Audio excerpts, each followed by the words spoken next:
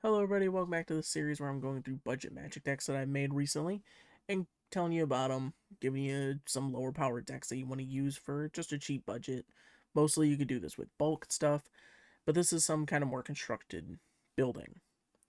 So today this is probably the deck that I am most... Hello everybody, welcome back to the series where I'm going through budget Magic the Gathering decks for Commander and kind of just going through their cheap, their low power to maybe mid power. This one's probably a little bit of a stronger one. And speaking of this one, this is probably one of my favorite commanders. I've used this deck a ton, not this exact deck list, but definitely something similar that's a little bit more expensive. That commander itself for this deck. Hello, everybody. Hello. Hello, everybody. Welcome back to this little series I'm doing where we're going through some budget Magic the Gathering decks and kind of talking about them, giving you some insight onto some low budget, low power decks that are still fun to play. They have unique mechanics, stuff like that. Last time we talked about a budget mono green poison deck with Death Touch, all focused around abilities, right? Today, this might be the cheapest deck, but also one of the strongest decks for this type of a like deck structure, as less than a quarter of this deck costs more than 25 cents. 17 of these cards are over 50 cents, and only 6 of the other cards are over $1.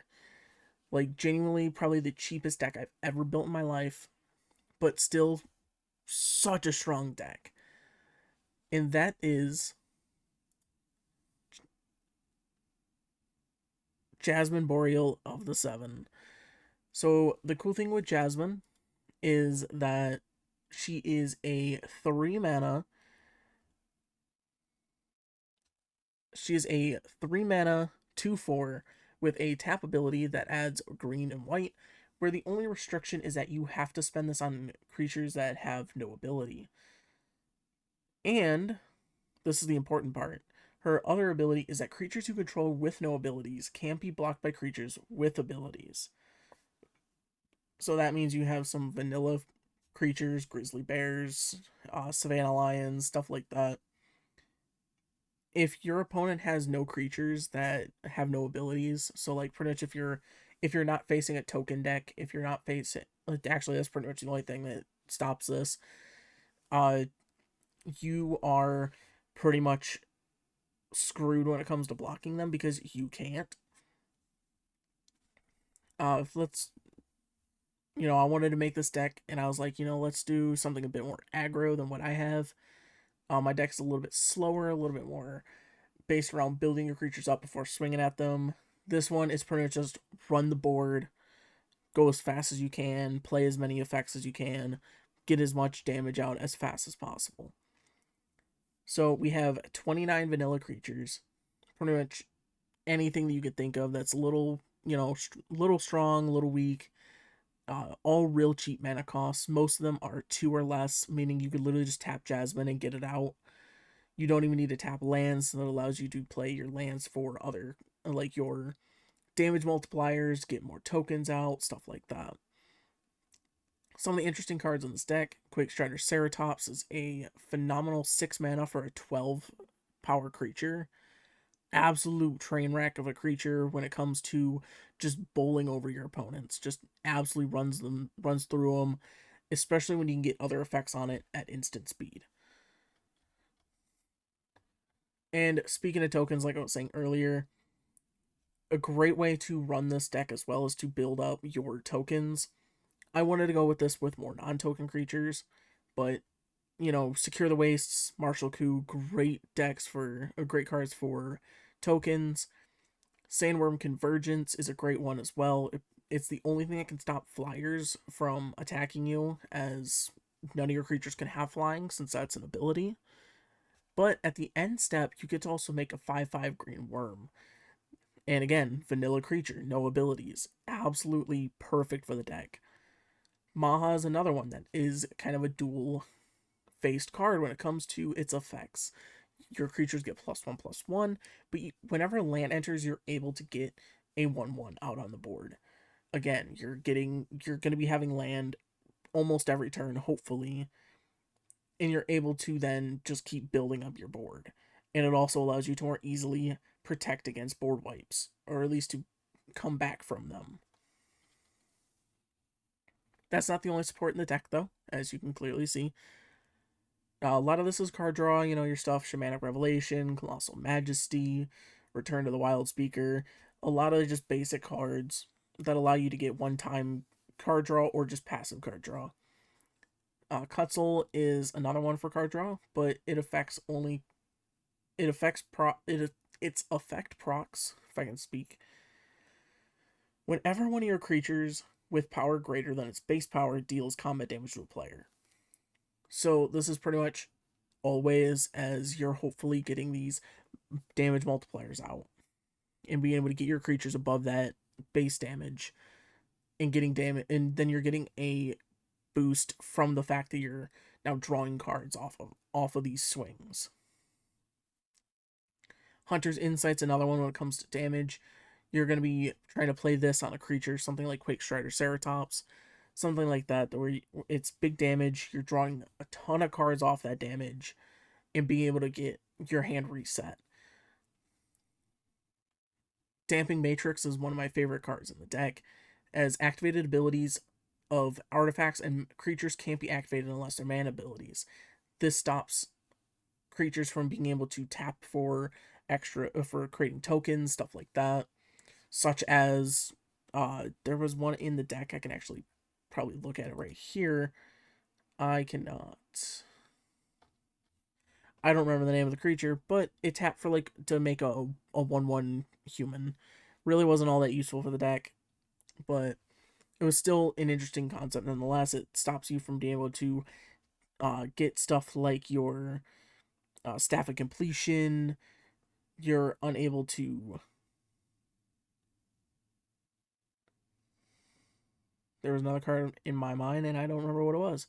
But Staff of Completion is a great one when it comes to stopping something from just going infinite. Then you got your obvious Path to Exile, Swords to Plowshares, just your simple single target removal. Endless Atlas is another card draw card where you're able to pay to tap it, draw a card. Activate only if you control 3 or more lands with the same name. You're running. I have 13 forests, 13 plains. You're almost guaranteed to have 3 of those on the battlefield at some point in the game. Then the other ones are just your basic land tutors. Which, speaking of land, here's your mana base. 43 43 sources of mana in total, 34 of them being lands. Your main goal is, since you're not always casting creatures, you have your other effects, your Marble Diamond, your Arcane Signet, stuff like that, where you're able to get other things out at the same time. Finally, I've talked a lot about the damage boosts. This is the big one. This is your only way to make this deck stronger. This is the only way to make your creatures stronger. And it's one of my favorite parts about the decks, because it gives you access to these really unique cards that you don't see a lot, because again, they're generally not all that good outside of niche decks like this. Spear of Heliod is another great support as well for target removal. When a creature swings in at you, you're able to then destroy it, untap, and then you still have it there. And plus, you're getting +1/+1 out of it anyway. Again, the rest of these are mostly just, your creature gets +1/+1. Or in Morganda Petroglyph's case, creatures with no ability get +2/+2. Then here we come to our interesting ones here. Phalanx Formation, Kaya's Onslaught, Rustler's Rampage, Choose Your Weapon.